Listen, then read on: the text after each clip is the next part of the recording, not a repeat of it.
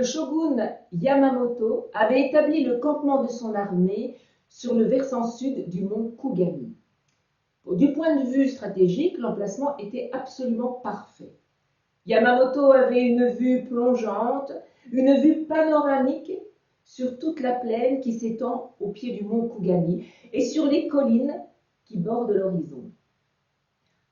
Après, au-delà des collines, ça, Yamamoto ne pouvait qu'imaginer. Oh, mais il imaginait très très bien. De l'autre côté des collines, Yamamoto imaginait très bien son pire ennemi, le shogun Goro et son imposante armée. Yamamoto avait diligenté plusieurs espions, ils étaient tous revenus et ils étaient unanimes.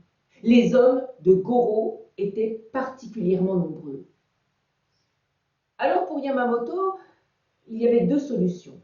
La première, c'était attendre que Goro attaque le premier.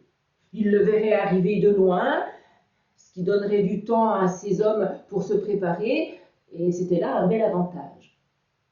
L'autre solution, traverser la plaine, franchir les collines et fondre sur l'ennemi, le prendre par surprise.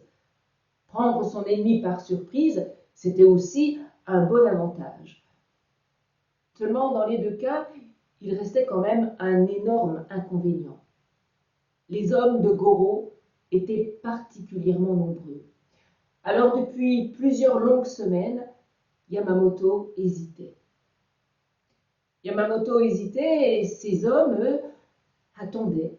Ils attendaient et ils s'impatientaient, d'autant plus que les jours de soleil sur le versant sud du mont Kugami, le campement devenait une véritable fournaise. Et les jours de pluie, les jours d'orage, le campement se transformait en un bourbier absolument indescriptible, ce qui n'arrangeait pas le moral des troupes. Mais voilà qu'un matin, Yamamoto se décide. Il a entendu parler d'un vieux sage. Un vieux sage qui habite à 2 jours de marche du campement, là-haut, sur les hauteurs du mont Kugami. Et ce vieux sage, on le dit un peu devin.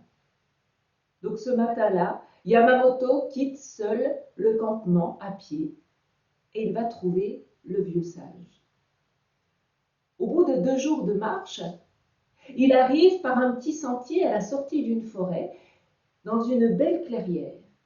Et au milieu de la clairière, il y a une petite maison en bois, entourée d'un magnifique jardin, un savant mélange de fruits, de légumes, d'herbes aromatiques.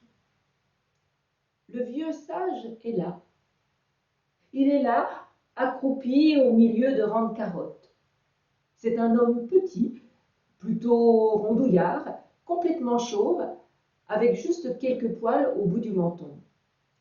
Quand le vieil homme aperçoit Yamamoto, il se lève, il enjambe quelques rangs de poireaux, quelques rangs de fraisiers, et il vient au-devant de Yamamoto et l'invite à boire le thé dans sa maison. Et là, Yamamoto explique. Il explique l'attente interminable de ces hommes, leur impatience. Il explique la supériorité en nombre des hommes de Goro et surtout, il explique ses doutes, son hésitation. Comment faire? Quoi faire? Comment savoir s'il a quelque chance de gagner cette bataille? Après l'avoir longuement écouté, le vieil homme se lève. Il va chercher là sur une étagère un petit coffret en bois, et de ce coffret, il en sort une pièce qu'il garde dans le creux de sa main.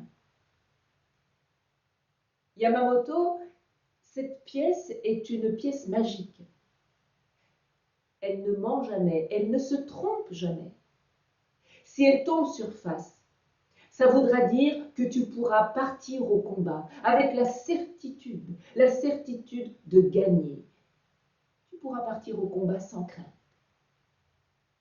Si elle tombe sur pile, ne va pas batailler, ne pars pas au combat. Ce serait un véritable désastre pour toi et tous tes hommes.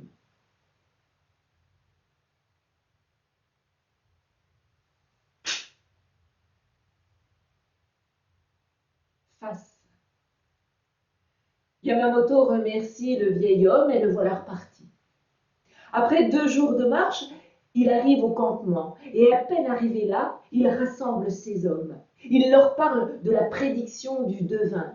Il motive ses soldats et c'est le branle-bas de combat. Il lance ses ordres.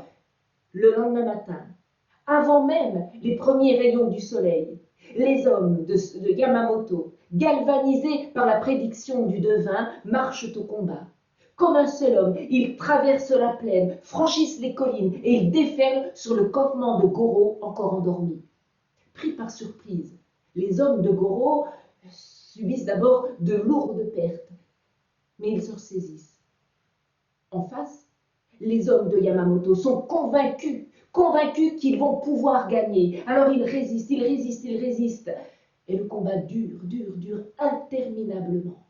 Et au bout de plusieurs jours, plusieurs nuits, d'un combat incroyable, les hommes de Yamamoto sortent vainqueurs de ce véritable carnage.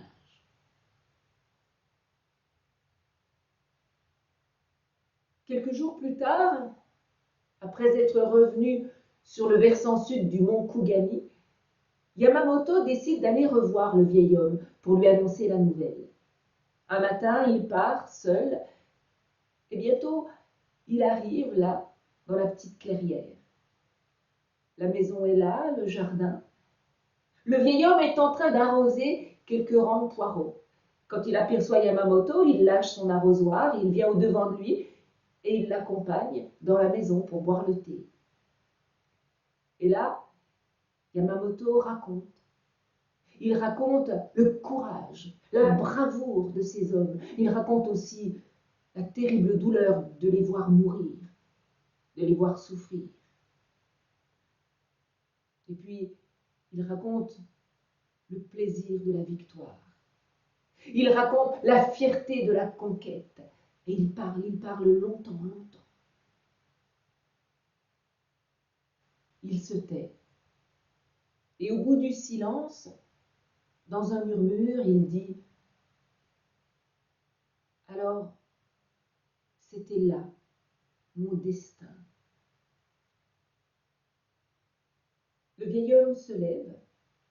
Il va rechercher le petit coffret là, sur l'étagère. Il en sort la pièce de monnaie. Il l'attend à Yamamoto. Yamamoto saisit la pièce et machinalement la fait tourner sur le bout de ses doigts. Il s'aperçoit alors que la pièce est face des 2 côtés.